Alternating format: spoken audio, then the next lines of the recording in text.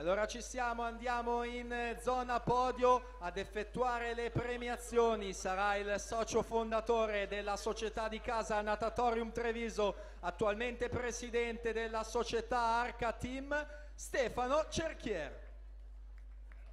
Consegna la medaglia di bronzo per i 200 rana femminili esordienti a Giada Droghetti, rappresentativa Padova Nuoto 3.01 e 04. Seconda e argento per l'Hydros in 3.00 e 92, Emoni Vigiani della Cruz.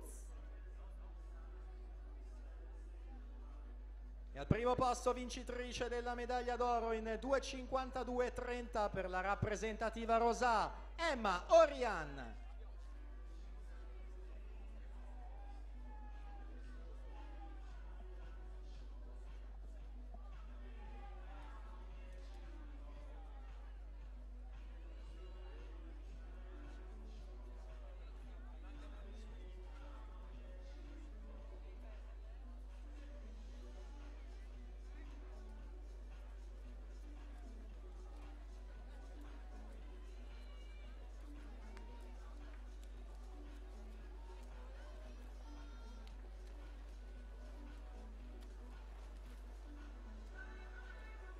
Tanto per la prima serie 200 dorso femminili si preparano in 2 Andrea Elena Lione, in 3 Beatrice Bilato, in 4 Sofia Bussolo, in 5 Sara Huta, 6 Martina Bortolotto, 7 Gioia Dori, 8 Daisy Aggio.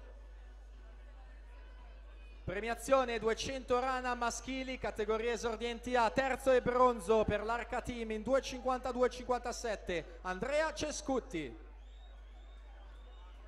Secondo e argento per il Padova Nuoto in 2.52-43, Mattia Scalliu. E primo posto medaglia d'oro vincitore dei 200 rana con il tempo di 2.50-74 per la Rari Nantes Marostica, Marco Menta.